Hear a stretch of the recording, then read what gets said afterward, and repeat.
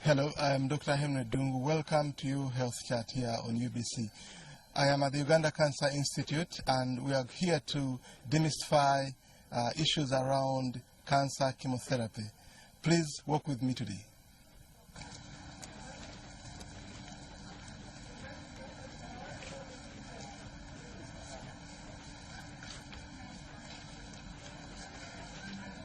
Many of you have heard about chemotherapy, and there are lots of misinformation about chemotherapy, and our purpose today is to attempt to demystify issues around chemotherapy. Dr. Clement Okello, welcome to the program. Thank you, Dr. Dungu, and I'm glad to talk about this chemotherapy. And what is chemotherapy actually? Yeah, so chemotherapy is a form of treatment that is used to address or treat cancers, and it can be in the form of tablets or injection medications, essentially just used for treatment of cancers. People have, they have lots of worries about chemotherapy. How safe is this treatment?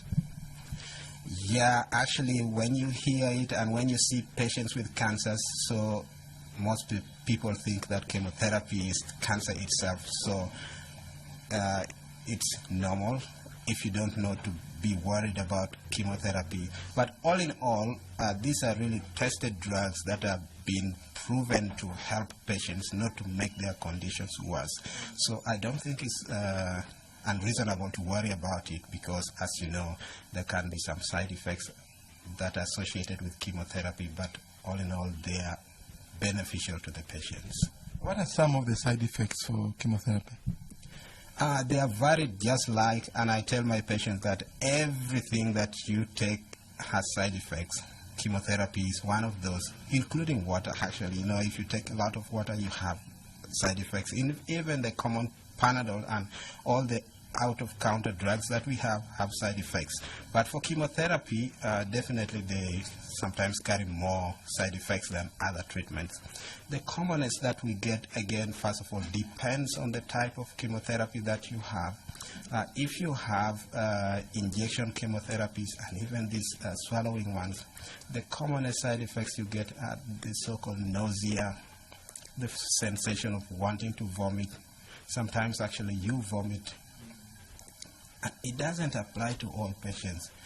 Most patients would actually not get this, and in any case, if they got it, we have ways of getting rid of them. And before most patients get treatment or chemotherapy, we give them some medicine that can actually abrogate these side effects. And even if they get these side effects later, during or after chemotherapy, we still have medicines to give.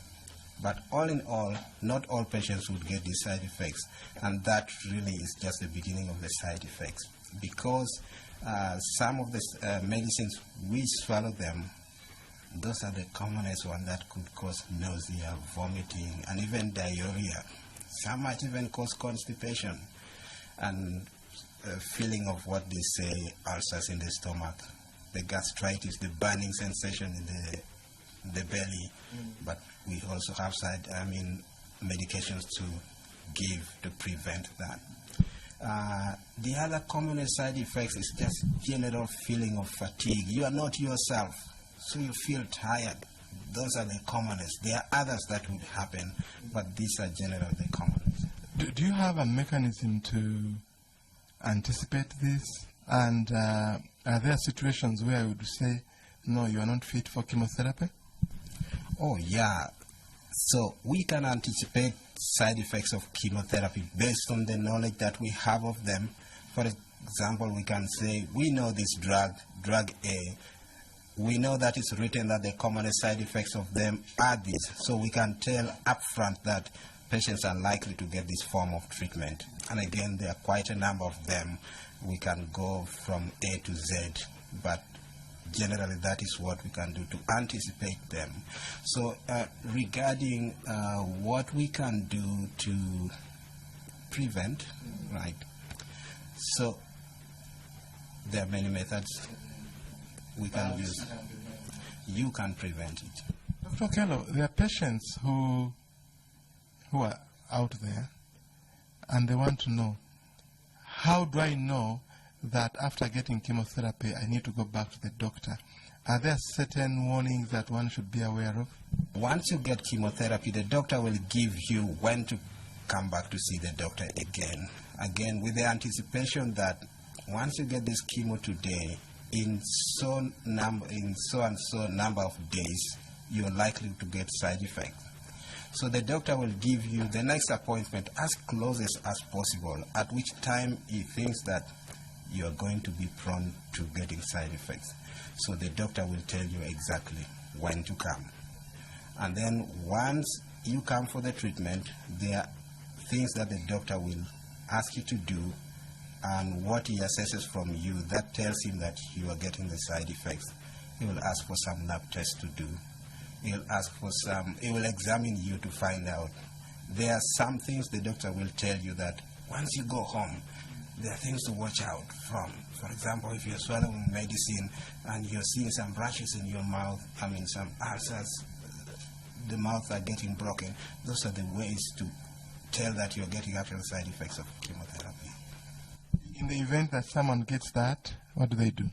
So if the patient gets that, again, the doctor gives you some medicine to go so that these side effects... So if they're at home, you have to come back to hospital, is that right? Not all the time. It depends on the severity. But of course, you have to know that there's an appointment that is always put forward so that you come. But the doctor will tell you, if you get this sensation, it's normal. This is what you have to take to prevent it. But if you get actually severe forms and you're worried that you cannot stay at home, handle this at home, the hospital is open all the time. And sometimes the doctor actually tells you, call me on this number and call the nurse. So the doctor is always prepared to have you back, and all these things is going to be taken care of. That makes it clear now. You know, there are patients who worry, in the event I get this, what will happen? But I think you've made it clear. Dr. Okello, what message do you have for those who are out there and they're saying, you know what, chemotherapy is terrible, don't dare get near that? The message I have for them is fear you not so much, because chemotherapy actually helps the patients. It's better to treat the cancer than to leave it not treated. The side effects are there for everything. It's like taking the risk, but you know that the outcome of that risk is bigger than whatever tumbles you get along the way. It's manageable. Many patients have come out of it, and I think I encourage the patients to pursue and walk hand in hand with the doctor and follow the guidelines of the doctors. Sometimes people have these myths and they go and hear things outside there which are actually unfounded and leave away what the doctors tell them, and they think that outside information is the actual truth. But my word is, walk with the doctor and follow what the doctor says. Thank you very much, Dr. Okello, for this. Dr. Okello is a hematologist and oncologist at the Uganda Cancer Institute. By this, it means he's a specialist in blood and blood-related disorders. Thank you very much for being part of the program. Thank you so much. And Dr. Dogo is my mentor in this.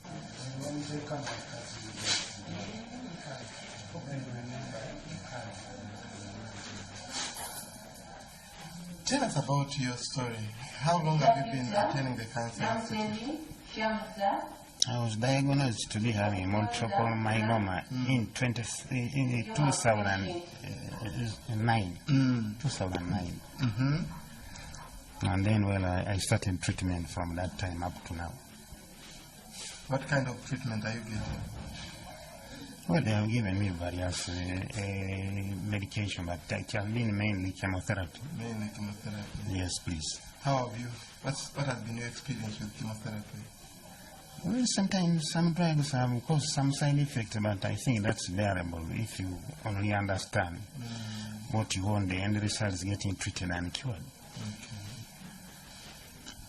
There are some people who have misconceptions about that. Well, I don't. When you talk about chemotherapy or his trouble, what do you think? Well, I don't know where they get their misgivings from, but at the end of the day, what they come here for if they are not accepting chemotherapy? And you said you had treatment for over 10 years? Yes, please. And you're still moving on? Yes, please. So which means it has done you very well? Very, very well. Okay. Today I was talking to the director in the morning, he just came and found me out and he considers to be a miracle. I don't know whether it's really a miracle that I've been able to survive since then. Is that what he said? That's what he said. Oh, that's interesting. That's what he said. But perhaps I believe him too. I think so, because I think you're one of our patients that, you know, there's been a lot of advances in cancer treatment. And what we used to think is impossible is actually now possible. And I think you're an example for that. That's very Did encouraging. you ever have a change in your treatment? No. Like from one kind of treatment to another line of treatment?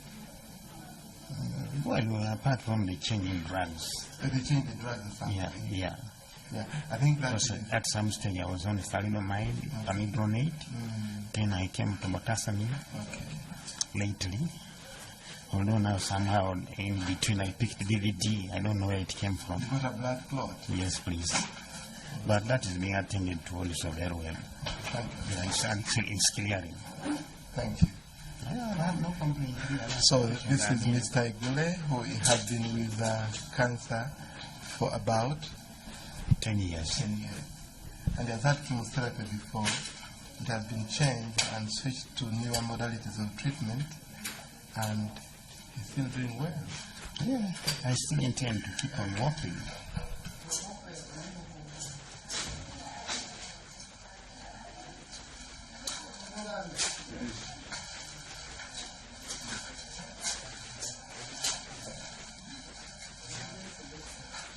I was diagnosed with the cancer of the right breast, and that was early this year, in around March of this year.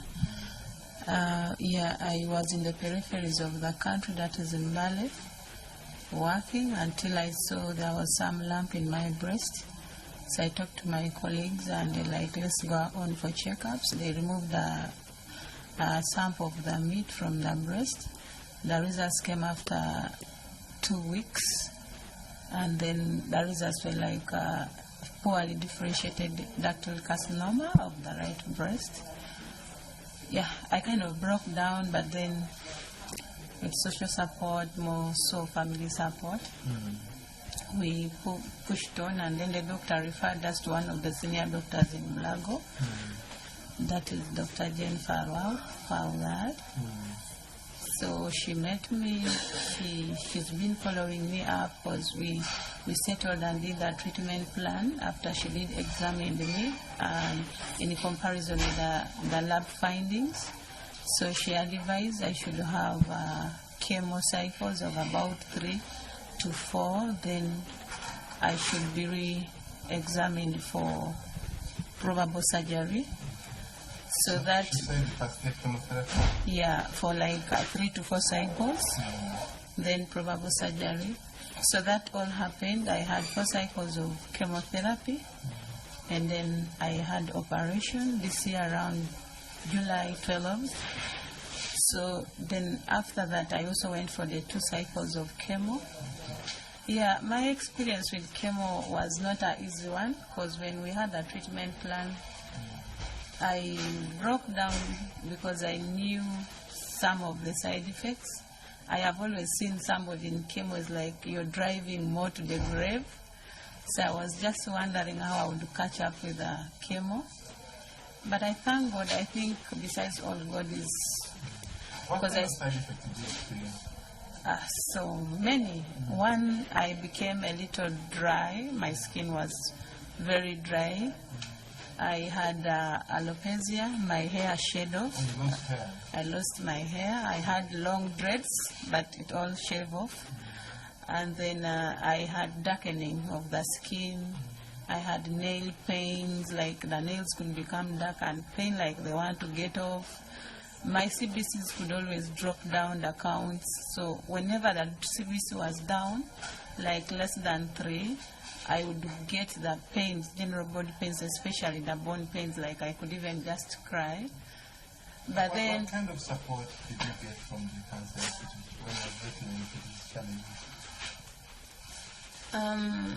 more of counseling, because they advised that before I started the drugs, they took us through the process that we expect some of these side effects, but how to mitigate it. You have to drink a lot.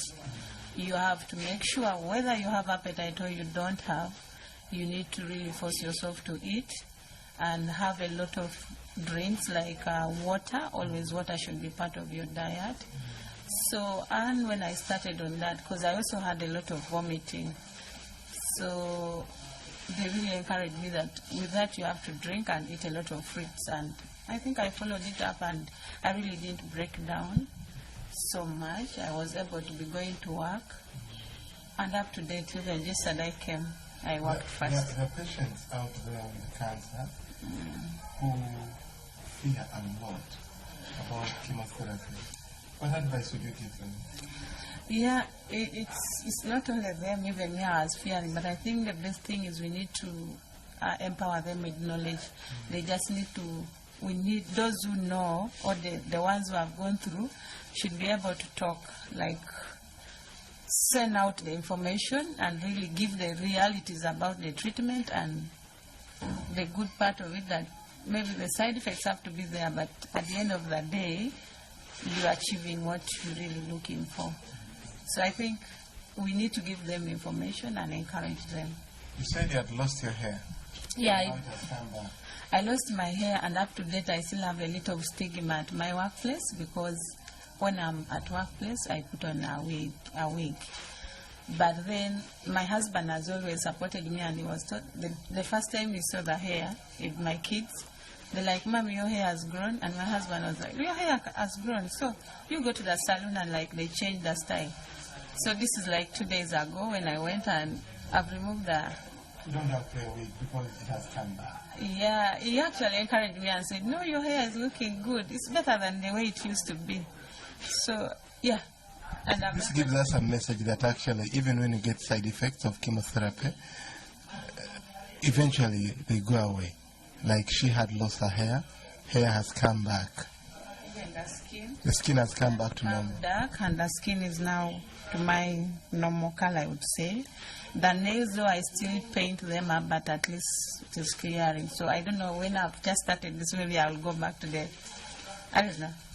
We'll see. Thank you very much.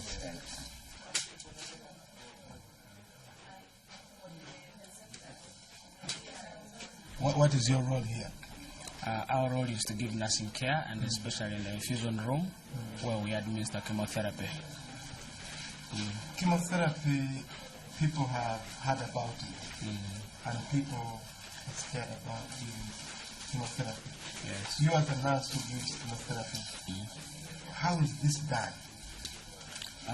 Chemotherapy is prescribed first by the oncologists that have actually looked at the patient, seen him or her suitable to receive chemotherapy with all the prescribed doses. Then when they come in here to the infusion room, we also go through their blood workups to see where they are fit again, that using the CBC or the blood tests. And once they are fit, we prepare them psychologically through counseling, and also through the good welcome we give them. Yeah. You mentioned something, ascertaining that they are fit for treatment. Yes. Which means there are those that you may not give treatment because they are not safe. Yes, it is very true. Many people worry about the side effects of chemotherapy. How do you prevent those? We do have a number of measures we do to prevent the side effects, much as they do happen, but we try to prevent them. We do give pre-medications, especially in stopping or preventing vomiting. We do rehydrate them. We give them a lot of fluids, and also encourage them to take more oral fluids when they are home. Yes. Do patients tolerate the chemotherapy fairly well, according to your experience? Many of our patients have tolerated chemotherapy and have come back for their subsequent doses. Yes. And when they get the treatment, do they experience, for example, response, improvement? Yeah, for the number of years I've been here, I've seen patients who have survived, those who have even stopped coming, and they just come to greet us, meaning the chemotherapy has responded to them and they are well. What would be a message for people out there who are scared about use of chemotherapy? The message is actually to the earlier the better. They should come quickly to UCI and we do our service. We do give them our services. That is the chemotherapy, which really treats the cancer. It's one of the modalities we are using at Cancer Institute to treat our cancers. So chemotherapy is safe. Chemotherapy is safe. Is it also safe to view the person administering it? We use protective gears to protect us from those other long-term side effects that would occur to us. So you are also safe? We are safe in administering it. Well, thank you very much.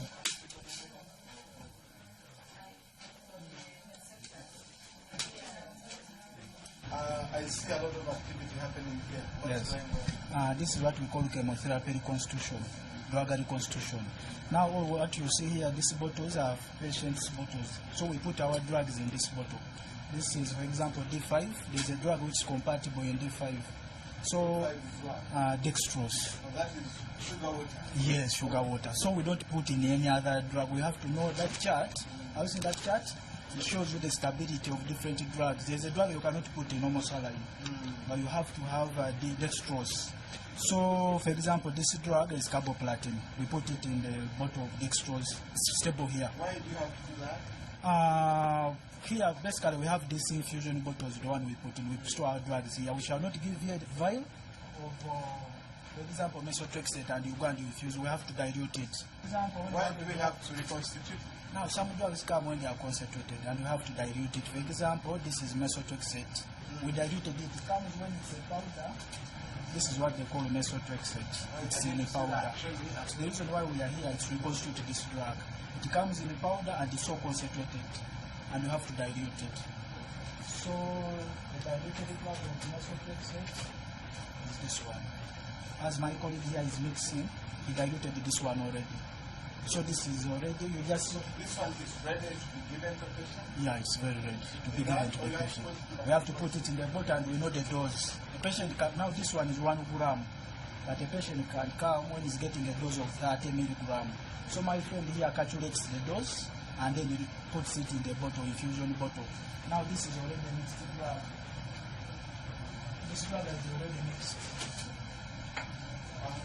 Show me that. Show him. How come it's red? Is it for Yeah. blood? No, this is a anti-cancer drug called doxorubicin. I can't show you the name this side, so I'm just showing you the color is red. So this is doxorubicin, and the idea when you see it's vial, it comes like this. It's already red. That's how the manufacturer made it in red color. And when we mix it, this was a bottle of normal saline. It was colorless. But after reconstituting and calculating the exact dose, when you're mixing here, you must have a calculator. Because the doctor will write a dose of 90 milligram, but a vial, for example, will have 1 gram or 1,000 milligram. So my friend here mixes with the calculator. You have to be at know the exact amount. You must be accurate. Some drugs here are lisodose. You know what they call the lisodoses or lisod drugs? When you get a mistake here and you give an overdose, You have to be extremely accurate. if it's 20 milligram, you must put 20 milligram. That's the reason why you have a calculator. When you're not sure and you can't use your head, get a calculator, look at the vial, look at the dilution factor, then put in the exact dose. How come you are working under this? Yes. You know safety comes first in our medical profession. You have to protect yourself. You see how I'm putting on? You have to put on a headgear. You have to put on glasses, the way he has put on the glasses. For me, I'm not putting on the glass, but you have to put on a mask. This is the N95. So when I'm here, this place when you're working, you must have an air conditioner. Have you seen that air conditioner? It must be behind you, and for me, I must have this protective. This is N95, a mask, so that when the fumes come out of this chamber, takes it, like it doesn't affect me. Now these drugs they film, let me show you an example. The reason why we use these biosafety cabinets. One, the drugs must be sterile. The drugs must be safe. You know, when I do it from this surface, dust can come in and any other contamination can come in. So I have to put on first of all gloves. We put on 2 gloves. I can make a mistake and I pierce myself, or I can make a mistake and this chemo spores on my hands. So we have to protect our hands with the 2 gloves. My friend is putting on 2 gloves. And then you must have this here. The use of this gear is when I'm mixing here and the splash comes, You are protected. I'm protected myself. Now, after you have reconstituted, Yes. you do this. Would you say now the medicine is safe for the patient? Yes, the medicine is safe. Actually, after mixing, we put it inside after the constitution. So he's isolating them from the already mixed drug and non-mixed. This side, they are not mixed. So the use of this chamber, are you seeing this chemo? Yes, we've seen that. Is protecting him. So while he was mixing, the splash came. And after coming, it stopped on this mirror. This is chemo. So, and the use of this chamber is by itself, it has the ultraviolet light. I can put on ultraviolet light when I'm done to sterilize the machine. Or I can, it's actually have the UV light inside and then down here, you see here? When I put the paper, it goes down. Because You this see that? Yeah, it sucks the fumes down. So whatever comes out of this biosafety cabinet is safe. you have all the safety Very safe. measures to ensure that chemotherapy is given safely. It's not only safe to the patient, but also to you. We know who's mixing it. That's why, and then when I do this, it takes down. Sucks. The pressure here, which is taking away the fumes. So, and when you're mixing it, you make sure that every syringe mixes a particular drug. You don't use this really. You don't use, and after mixing, you close. You have to close this. Show me that. Okay. Now, after removing and you're mixing, you have to take the syringe back to avoid the contamination. Because when you just open it, you use 5FU for doxorubicin and it's affecting the patient. How come there are 2 chambers? Yeah, there are 2 chambers, we are supposed to be 2. Now me, I'm demonstrating, that's why I'm not mixing. So another person will be working from here. Another person sits here, another one is here, another one is inside. Ideally, you are not supposed to come here. That's why we have this. The bottles, when they come in, we don't pass through that door. They give us from here. And someone who is supposed to come here must be sterile. If I'm not supposed to be here, let me walk out because I might be in trouble. So we've seen what is in the chambers, and I'm seeing a big refrigerator here. Okay. What is in here? Now, this fridge, our chemotherapy drugs, there are those they call cold chain, and then those which can be in room temperature. Now, there are those drugs, when you put them in the fridge, you're keeping them safe. And even this chemotherapy, which is reconstituted, you store them, it has stability. There are drugs which stay for 8 hours, those which stay for 24 hours, but you must have a fridge. Some are stored in the fridge. Is this like a normal fridge or it has It's not really a normal fridge, because for it, let me give you an example. There's a drug called cyclophosphamide. Actually, here we order on a daily basis. You can't order drugs from the store. Now you're seeing that some are not there because we have used them. We don't order once. Because in a day we can work on more than, we can reconstitute around 200 to 300 bottles. Are you seeing these bottles? Now since morning we have reconstituted around 210. We reconstitute a lot of bottles in a day. So the drugs we shall order, they fill this fridge and then they go to done by the end of the day. So a drug like a cyclophosphamide must be in the fridge. It's a cold chain drug. When you put it in a room temperature, tomorrow you come back when it's unstable and you can't give it to a patient. So that's the reason you have a refrigerator. And the bottle, the patient can tell us the patient has. How do you ensure that this fridge is always on? What we do, we have the charts. We have the temperature charts. We come every day and we read there. And we ensure that it's in normal condition. We have a chart, we keep on removing them. There's a cartridge here, we open and we remove that chart. So The circle should be uniform. Should be uniform. Every day morning before we start mixing the chemo here, we start on the fridge to check. And we open the chambers, we first put on ultraviolet light, so I mean UV light, so that sterilization takes place for 15 minutes. And then the fridge, we have to check the readings, whether they are in normal condition. Then we have to order the drugs for the day.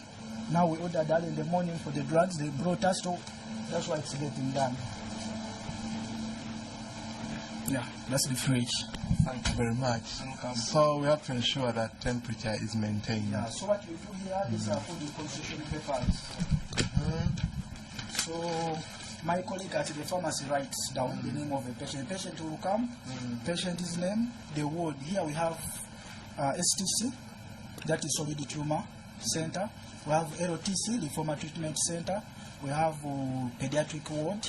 We have private wing, there are those from private. We have outpatients. So all of them, we control them within the pharmacy. When a patient comes, you must know the name of the patient. You must know where the patient is going to get chemotherapy from. Is the patient an outpatient? Is he a private patient? Is he an anesthesia patient? We write here. Okay. So we write the dose and the drug. Then we start consulting. We have this. We have moved it to this now. When the bottle comes like this, from the pharmacy, someone will record the name, for example, here on the reconstitution sheet. So the name will send the name to this computer. You see here, there's my password here. I'll open it. Then I check what has been sent to me. So this one scans the name of a patient. That's what we are going to now. So I'll just come here, then I press here. The name comes. It prints. That's why we are bringing in a printer and this. To just come automatically the name of the patient here, then we give him the bottle. Other than writing, the way you have seen here, this is my handwriting. But now we are moving. So you are getting this computerized? Yes, we are going more digital. You call it digital? Yes. Thank you very much for that. Okay.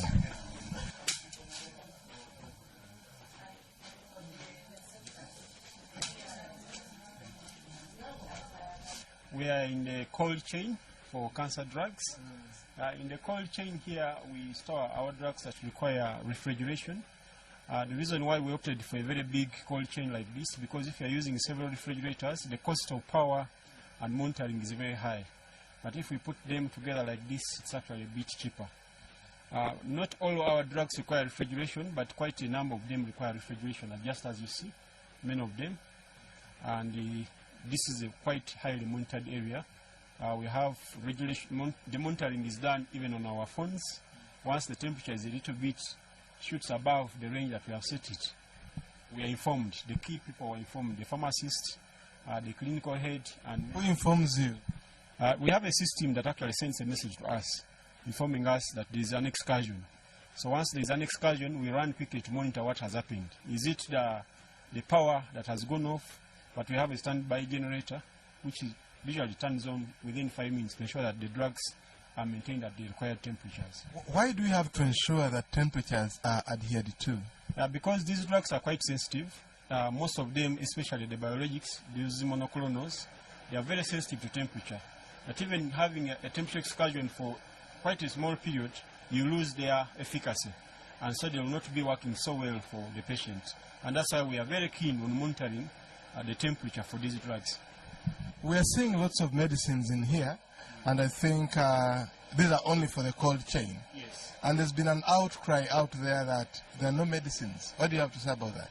I think for the last 1 year or so, our availability has improved. At the moment, we are at about 90% availability. That does not mean that you're not going to buy anything, but the 10%, you could be a victim that what your drugs are treating you are in the 10%. But majority of our patients now are getting all their drugs for free. We are hoping that as we lobby for some more funding, we shall be able to hit 100%. Are there challenges that you face in terms of ensuring that people can access these medicines? Yeah, there are challenges. The cancer drugs are quite very expensive, and it's not only we in Uganda who are finding the challenge. Actually, even the rest of the world, accessing the cancer drugs is actually a very big challenge. When you go to our neighbors here, the same challenges we face are the same challenges they face.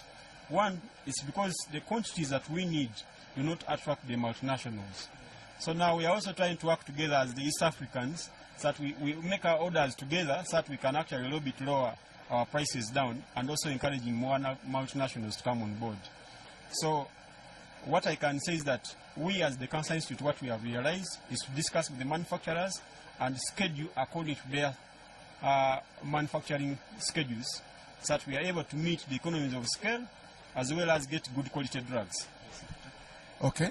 You want to say something about safety, Mr. Sin? Yeah, I think one of the reasons why people ask why are we moving away from our local traders about anti-cancers, you should be aware that whereas the cancer drugs are used to treat cancer, they can also cause cancer. And so since we are in charge of prevention of cancer and treating cancer, we do not want so many people to get involved in the process of procuring this drug. And that's why what we do is that once the drug is manufactured for us, we want it from the manufacturer to the institute, so that we are actually monitoring this drug. And that's the reason why we have been lobbying that these are highly specialized drugs, and actually they are very dangerous drugs, and so they should not go into several hands, because they can cause many other effects other than cancer.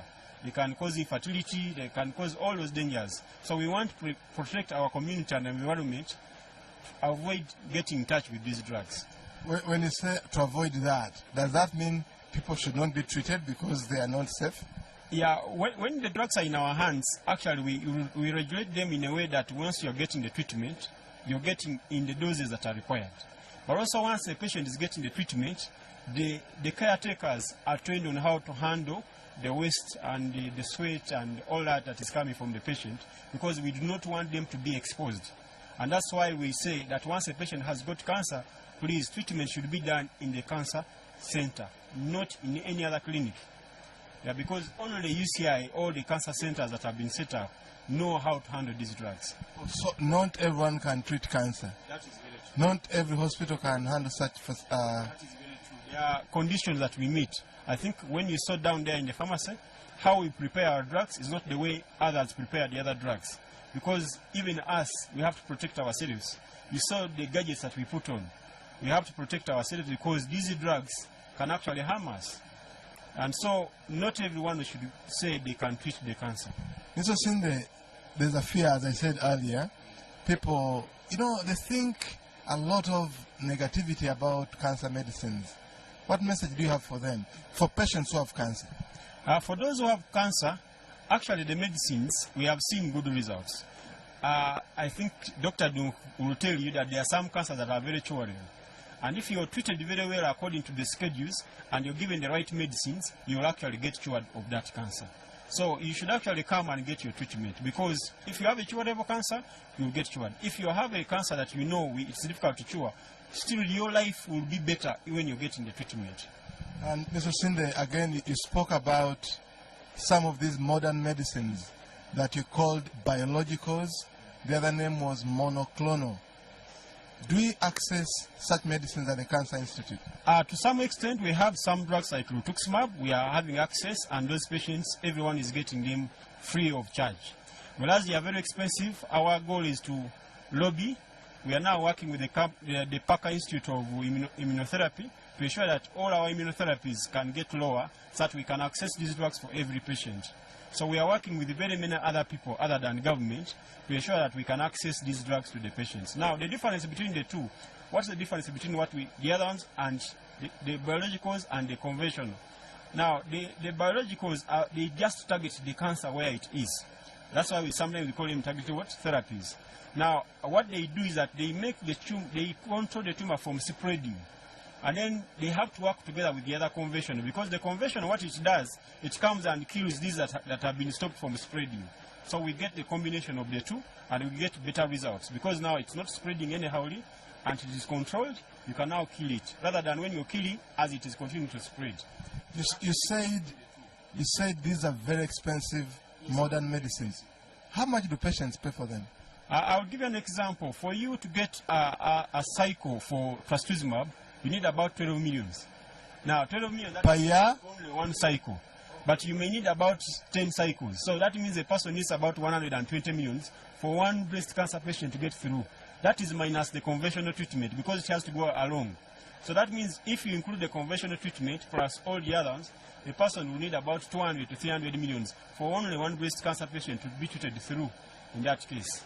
So what we are doing as Cancer Institute is to lobby that we can lower these prices, that a person probably needs only about 20 millions to get this treatment. And that's why we have said that we have now done the access. Most of the drugs we are lowering the prices because we are negotiating and trying to talk of the economy of scale. So when you have them here at the Cancer Institute, do patients pay or you pay for them? Cancer Institute is a government or a public facility. All medication that we do have, as you see here, is free of charge. Even if it's 12 million? Even if it is 12, well, even if it is 100 million, it is free of charge. All medication are free of charge. This is Mr. Godfrey Osinde, who is the head of pharmacy, and explaining to us what is going on at the Cancer Institute Pharmacy. Looks like they can access even the most of the expensive medicines, including the monoclonals as he has described them. As you have seen, chemotherapy is safe. We have had stories from the people who have had it.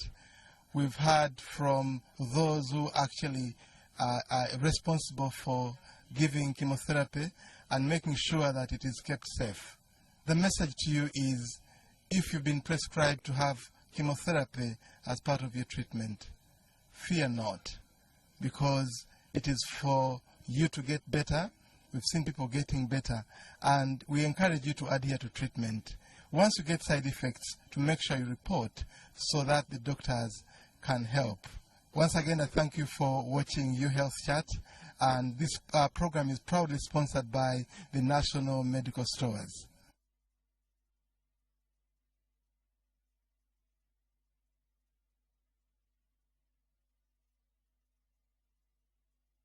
Was brought to you by Your Health Chart is brought to you by National Medical Stores, Ward Mondete to procure, store, distribute essential medicines and medical supplies to all public health facilities in the country.